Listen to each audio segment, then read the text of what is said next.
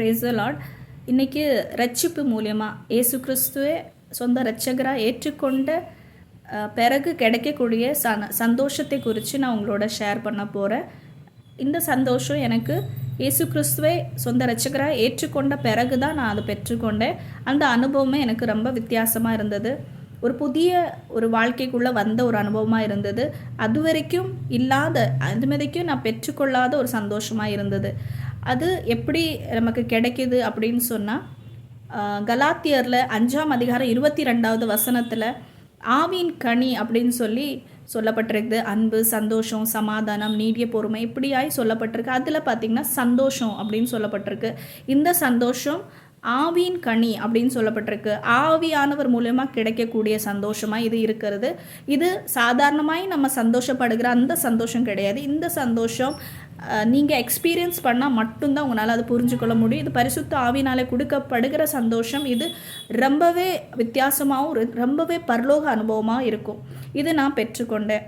இது என்னோட ரட்சிப்புக்கு பிறகு தான் இந்த அனுபவம் நம்ம பெற்றுக்கொள்ள முடியும். இந்த சந்தோஷம் நிச்சயமாக ஒவ்வொருத்தருக்கும் தேவை. கிறிஸ்தவ குடும்பத்தில் பிறக்காதவங்களுக்கு இது குறித்து புரிய முடியாது. நானும் கிறிஸ்தவ குடும்பத்தில் இல்லாததுனால அப்போது எனக்கு இந்த சந்தோஷம் நான் பெற்றது இல்லை, எனக்கு தெரியாமல் இருந்தது. ஆனால் ஆண்டருக்குள்ளே வந்த பிறகு இந்த சந்தோஷத்தை நான் பெற்றதுனால அநேகர் இந்த சந்தோஷத்தை அறியும்படியாக நான் இது ஷேர் பண்ணுறேன்.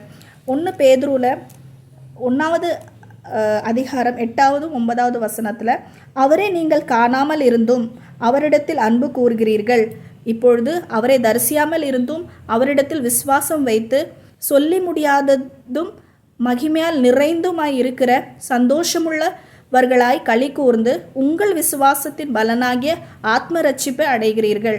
நிச்சயமாக இது உண்மை.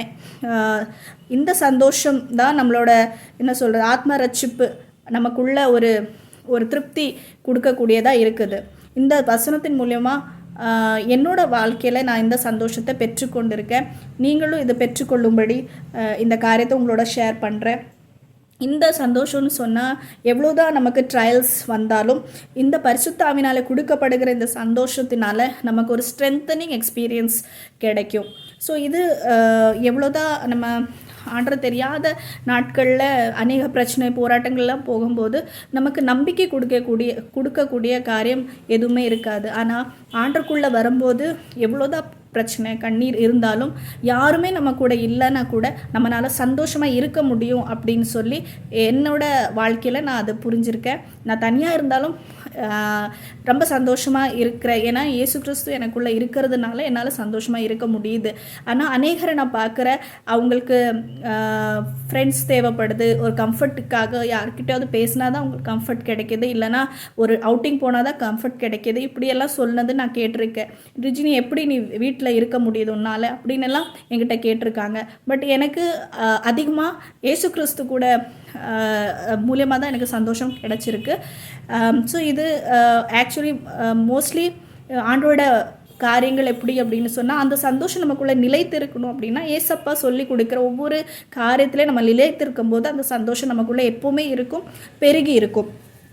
இன்னொரு வசனத்தை படிக்கலாம். சங்கீதம் 16வது அதிகாரம் 11வது வசனம், ஜீவ மார்க்கத்தை எனக்கு தெரியப்படுத்துவீர், உம்முடைய சமூகத்தில் பரிபூர்ண ஆனந்தமும் உம்முடைய வலது பரிசில் நித்திய பேரின்பமும் உண்டு. இந்த ஜீவ மார்க்கத்தை நான் தெரிஞ்சது இயேசு கிறிஸ்து மூலியமாக மட்டும்தான். சின்ன வயசுலேருந்து காலேஜ் வரைக்கும் நான் இயேசு கிறிஸ்து எனக்கு தெரியாது. ஆனால் இயேசு கிறிஸ்துக்குள்ளே ஆண்டவர் ரட்சிகராக ஏற்றுக்கொண்ட பிறகு தான் இந்த ஜீவ மார்க்கத்தை நான் கண்டு கொண்டேன். ஆண்டவர் சொல்லிக் கொடுக்குற காரியங்கள் அபியாசப்படுத்தும் போது அது மூலியமாக அநேக சந்தோஷம் நமக்கு கிடைக்கிது. யோவான் 15ஆம் அதிகாரத்தில் 11வது வசனத்தில் கூட, என்னுடைய சந்தோஷம் உங்களில் நிலைத்திருக்கும்படி உங்கள் சந்தோஷம் நிறைவாக இருக்கும்படி இவைகளே உங்களுக்கு சொன்னேன்னு சொல்லப்பட்டிருக்குது. இதில் என்ன காரியம் அப்படின்னா, ஏசப்பா இந்த உலகத்தில் இருக்கும்போது பிதாவோட சித்தத்தை பூர்ணமாய் செய்ய அவங்க நோக்கமாக இருந்தாங்க. பிதாவோட கற்பனைகளை கை கொண்டு அவங்க அன்பில்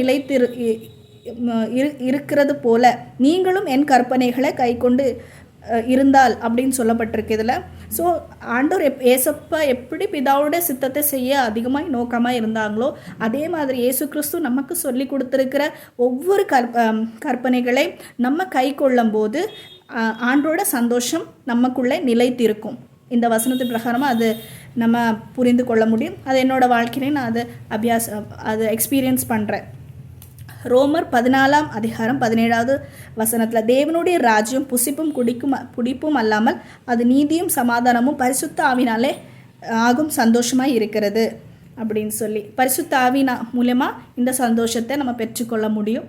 நீங்களும் இந்த சந்தோஷத்தை பெற்றுக்கொள்ள முடியும். இது நித்தியமாக இருக்குது. இது பரலோக அனுபவமாக இருக்குது. ஆண்டவருக்கு மகிமை உண்டாகட்டும்.